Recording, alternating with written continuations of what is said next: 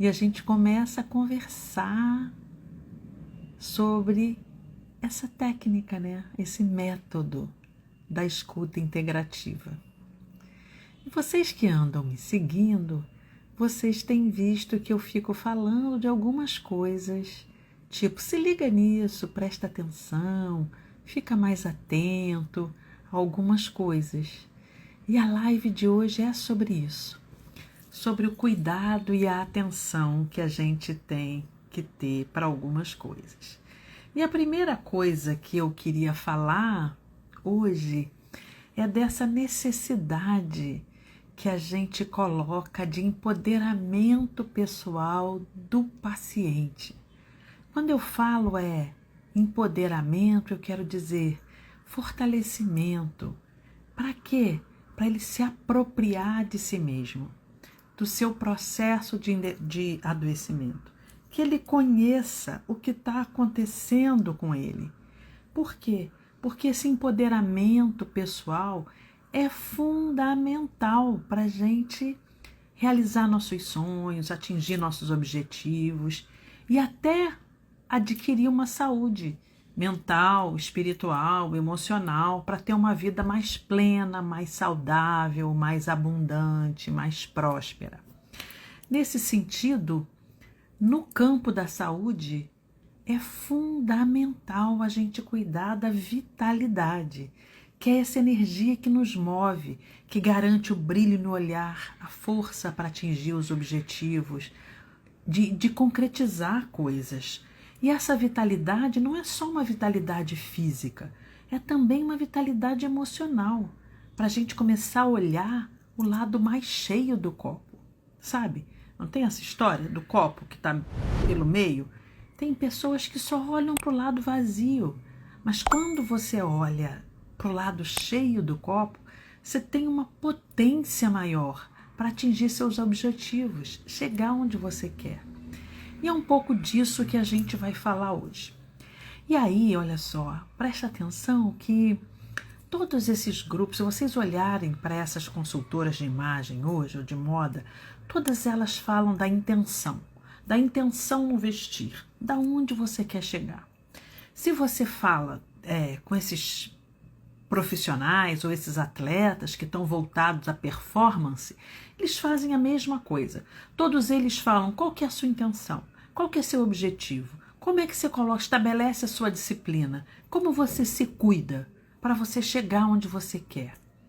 Ou se você fala dessas pessoas que estão trabalhando com esses temas da prosperidade, etc., elas vão começar a falar para você assim, olha, hoje, amanhã e depois, todo o tempo, você tem que começar a pensar nas coisas boas, no sentido de que, olha, eu sou feliz, eu sou próspero, eu mereço coisas boas, para mim apenas o melhor, como dizia Joseph Murphy, para mim apenas o melhor.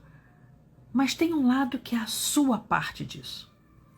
Nenhuma dessas pessoas ou desses exemplos que eu estou dando hoje é de gente que faz isso à toa, não.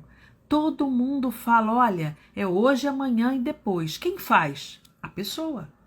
Ou quando a consultora de moda fala, ou o estrategista de imagem fala, olha, qual é a sua intenção no vestir?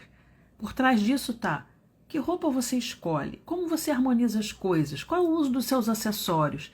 Então tem um conjunto de coisas que faz parte da pessoa. E esse conjunto de coisas que a pessoa pode lapidar, aprimorar, para ganhar cada vez mais vitalidade, faz toda a diferença na saúde. Ou seja, nosso quantum de saúde é super importante a gente se autorresponsabilizar pelo cuidado conosco. E é um cuidado amplo, físico, emocional e espiritual. Nesse sentido, que a gente vai começar a falar hoje desse se liga nisso que eu venho falando esses dias nos stories, que nada mais é do que alguns aspectos que a gente vai começar a cuidar.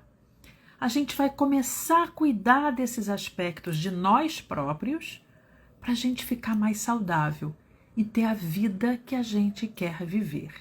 E, gente, isso muda de pessoa para pessoa. Cada um tem um objetivo, cada um tem um lugar, cada um escolhe um jeito de fazer as coisas. E é desse passo a passo que eu vou falar hoje. Então, quando a gente está falando disso e que eu venho construindo isso nesses stories, o que eu estou falando? Quando a pessoa chega para a gente, e esse é o ponto número 1, importa sim quem é aquela pessoa, mas sob que aspecto? Qual é a história de vida dela? Quais são os temas que ela aborda na consulta? Qual é a doença que ela tem? Quais são as conquistas que ela teve? Ou não? Quais são os sonhos que ela teve? Qual é a profissão dela? Hoje em dia é super comum uma pessoa falar, olha, eu me graduei nisso, mas eu trabalho naquilo. Ou então, nos últimos anos, especialmente pós-pandemia, as pessoas chegam para mim e falam assim, Tânia, eu estou em transição de carreira. Eu até ontem era engenheiro, hoje eu estou trabalhando como design de moda, ou de interior, ou como fotógrafo, ou eu virei professor de yoga. Veja, essa pessoa está contando uma história para você. Mesmo que ela tenha, por exemplo, uma úlcera, que é uma queixa comum a uma série de outras. Mas só que a úlcera dela é de uma pessoa que tem uma história de vida, um lugar, uma forma de fazer as coisas diferente. Então a primeira coisa que a gente vai prestar atenção é, sim, a pessoa na nossa frente importa. E importa como um todo, físico, emocional, espiritual, por que não? É a pessoa como um todo que vai fazer diferença para nós naquele momento. Segundo ponto. E aí, gente, eu falo para cada um de vocês que está me ouvindo agora ou que vai me ouvir depois. Olha só, no momento de um diagnóstico difícil, seja ele qual for, AIDS, câncer, uma doença autoimune grave, uma asma grave, ou seja, uma doença que a pessoa vai ter que trabalhar durante muito tempo, faz toda a diferença o apoio que a gente dá, o suporte que a gente dá e que a gente estimule essa pessoa a criar também uma rede de apoio, seja familiar, seja com os amigos. Por quê? Porque na hora daquele diagnóstico é super comum você explicar tudo e a pessoa, não registrar nada. Não é porque ela não quer, aquilo é um mecanismo de defesa. Então faz parte do nosso papel conversar com a pessoa e falar, olha, vem para a consulta com mais alguém. Esse alguém, quando a pessoa pode ter um alguém, é fundamental, porque você vai explicar, vão ser 2 pessoas a ouvir. E elas vão te ligar novamente. E eu estou falando isso aqui porque é assim, gente. Quando o diagnóstico é difícil ou é desafiador para aquela pessoa, às vezes a doença nem é tão grave, mas é uma pessoa super saudável, que nunca teve nada. E ela pode sim panicar na hora que ela recebe aquele diagnóstico. Então a gente tem que estar ali apoiando. E você vai explicar tudo, por vezes vai escrever, ela vai chegar em casa e vai te ligar. E você vai repetir tudo, porque ela não registrou nada. Então veja, no momento de um diagnóstico desafiador, é desafiador porque é desafiador para quem está sofrendo. É super importante ter alguém ao lado, porque você vai explicar para 2 pessoas. E uma vai dar suporte para a outra. E quando uma não entender, a outra não entende. É super comum. Mas não foi isso que eu ouvi, não. Tânia, aí me liga. Tânia, você não falou isso assim, assim? Ou o outro fala, você não falou assim, assim, assado? Às vezes um entendeu e o outro não. Às vezes os 2 não entenderam. Porque os diagnósticos difíceis são desafiadores para todos.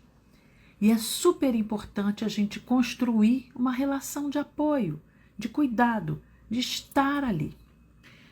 Terceiro ponto que eu queria falar. Que independente da história ou do diagnóstico, é super comum a gente ter uma história associada ali. Quem vem me ouvindo falar esses últimos tempos já tem visto eu falar assim, olha, só 10% está nessa mente cabeção aqui racional. 90% está no inconsciente. E o inconsciente o que é? Que tem 90% lá. Tem tudo que a gente fez, às vezes dessa e de outras vidas, a gente vai falar um pouco nisso, mas assim, ali naquele inconsciente é um oceano. E o nosso consciente é uma gotinha. Isso significa que com muita frequência tem várias coisas acontecendo nesse mar do inconsciente que está motivando a nossa tomada de ação, que a gente nem sabe que aquilo está acontecendo. Então, existem fatores emocionais, sim, que podem estar fazendo com que aquele sintoma agrave ou que esteja bloqueando que a cura aconteça com mais rapidez. Então, olha só, aprender técnicas que nos ajudem a liberar os fatores emocionais que possam estar impedindo que a gente tenha uma vida mais plena, mais próspera, mais confortável, faz toda a diferença na evolução daquela pessoa ou no processo dela estar melhor consigo mesma e na vida. E aí, construindo essa conversa, né, eu vou falar que tem um quinto passo nisso, que é o sintoma propriamente dito. Compreender esse sintoma, como que ele aparece, em que situação ele aparece, o que desencadeia, como ele agrava, como ele piora, qual foi a primeira vez que ele surgiu. Mas a gente olha não só para o sintoma, veja bem, a gente olha para o efeito que esse sintoma tem na nossa vida. Às vezes é um sintoma, e aí eu vou dar um exemplo comum hoje em dia, que é a síndrome do pânico. Gente, quem tem pânico sofre porque deixa de fazer coisas, a vida aborta em uma série de aspectos. Isso é um lado. E ela não quer sair, e ela não passa, ou não atravessa o rio, ou não trouxe uma ponte, ou não gosta de dirigir mais, ou ela se tranca em casa, ou ela... E aquilo vai ficando um aprisionamento. Eu estou contando esse exemplo. Mas vou te contar um outro exemplo mais comum. São os pacientes que têm, por exemplo, uma diarreia, ou hoje, não importa, diante de uma situação estressante. Ele já sabe. Vai para uma entrevista de emprego, não consegue, e vai para o banheiro 1, 2, 3, 10 vezes, e começa a suar, e ele começa a te contar quais são as situações ou os gatilhos que fazem com que aquilo aconteça. E é possível ajudar na superação desse processo. Mas à medida que a pessoa vai falando para você, ela vai se apercebendo daquilo. Ou seja, é o primeiro passo. Eu tenho que perceber quais são as situações, os gatilhos que aquilo pode fazer. E se eu tenho instrumentos para lidar com isso, ou o contrário, eu vou precisar de ajuda nessa superação.